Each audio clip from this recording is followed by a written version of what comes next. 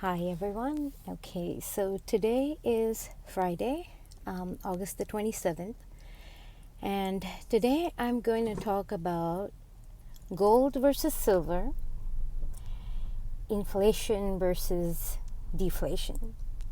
And I don't usually talk much in public about money stuff. It's more one-on-one or to my children, etc. Let's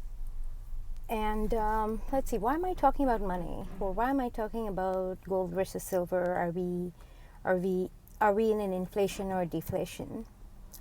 Who am I to talk about this, right? I have an undergrad, and my undergrad was in economics.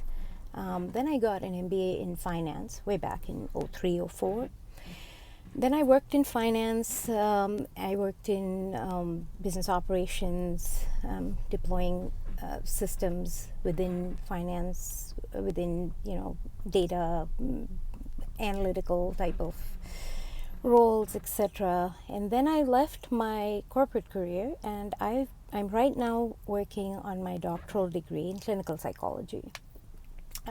So I know it's a bit of a eclectic career that I've had, but nevertheless, I still keep up with listening to sort of these macroeconomic forces, because always, since very early on, I have an interest in macroeconomics, but not in microeconomics. Certainly not in all the the tactical things of economics. And for the longest time, I wondered why I hated economics so much, because I did hate economics when I was in college. I wanted to become a doctor, actually, and like a real doctor, not a PhD or PsyD psychologist that I will become when I finish my doctorate. Like real doctor. I wanted to become a doctor who can actually save lives, because I never really found much meaning in my work in finance. Interestingly, though, in the field of psychology, in therapy, it's amazing how much I hear about how many problems not having money causes people. So it's interesting that studying psychology has kind of helped me to appreciate the value of my former training in finance, and I think that's just immensely revelatory for me. So, but nevertheless, to get back to the topic at hand, I hear a lot of gee, how is it that gold is going up, silver goes down? How can this even happen? What's going on?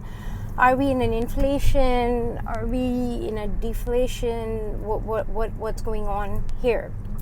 And so I just wanted to speak a little bit about that, or the little that I know about that. Silver. Silver is a metal that is a monetary metal, yes, but it also has a lot of industrial usages because of its conduction capability, etc. And for that reason, silver tends to outperform gold and underperform gold, or it's more volatile. It goes high. Gold goes up this much, silver goes up that much. Gold goes down this much, silver goes down that much.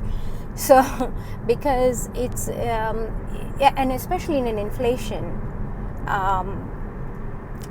silver goes up a lot, because producers would assume that you're going to use a lot more silver, or the prices are going to go up, and so, yeah. I don't know if I'm articulating myself properly, but in any case, so in an inflation, you'll find that silver goes up much more than gold.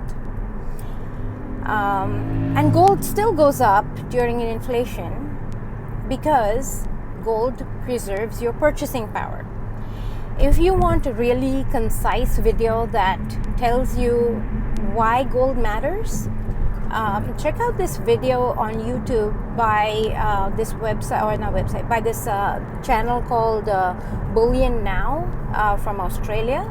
There's two Aussie guys, and one of them talks about, like, he shows all these like bars and biscuits and coins and stuff, and he says, well, if you bought a house in Australia at in the 1970s, it would cost you this much gold, and if or rather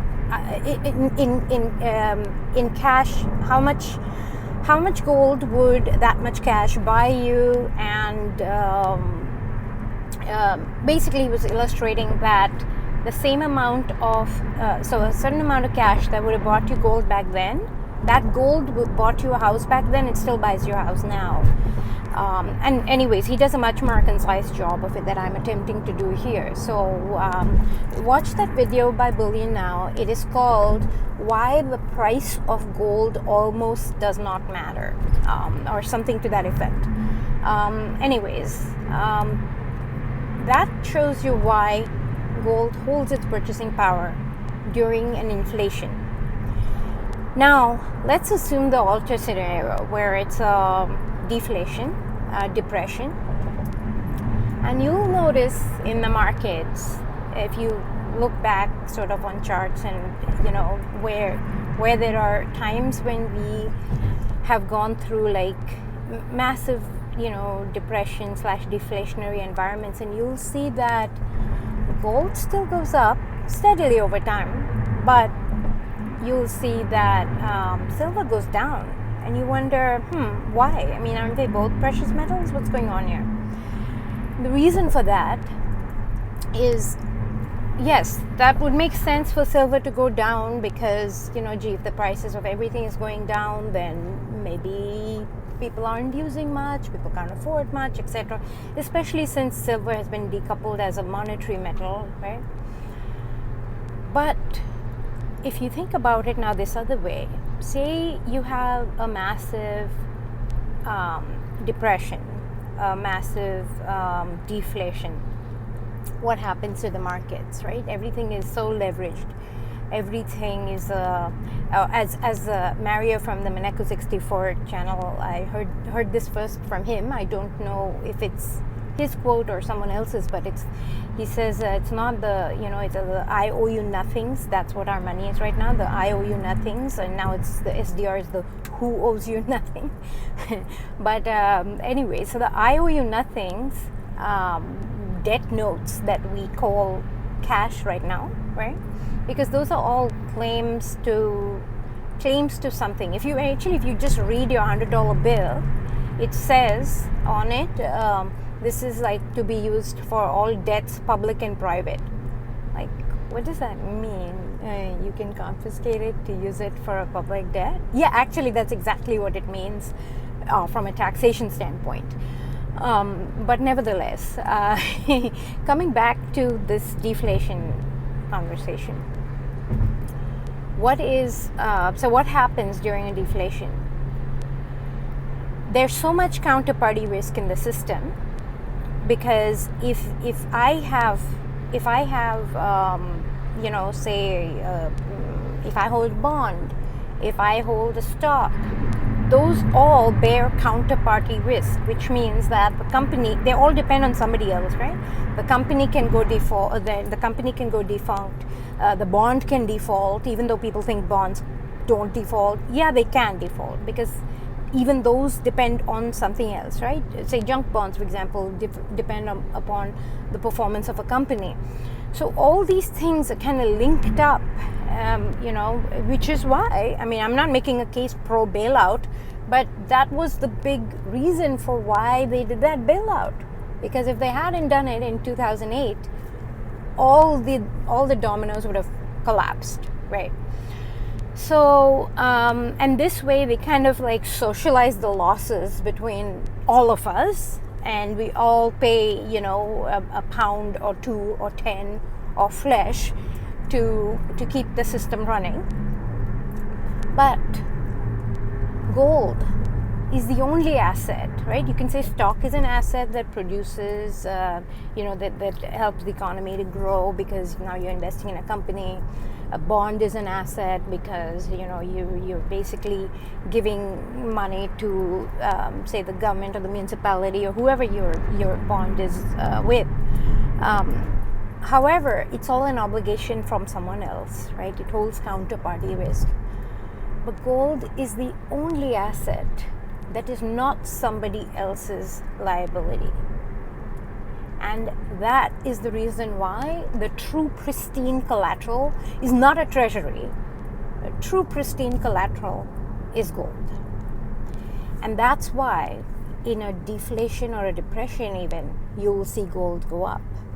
And I'm not talking about like, GLD crashed suddenly on the market the day that all the other securities go down. Yeah, of course GLD crashes because everything is leveraged.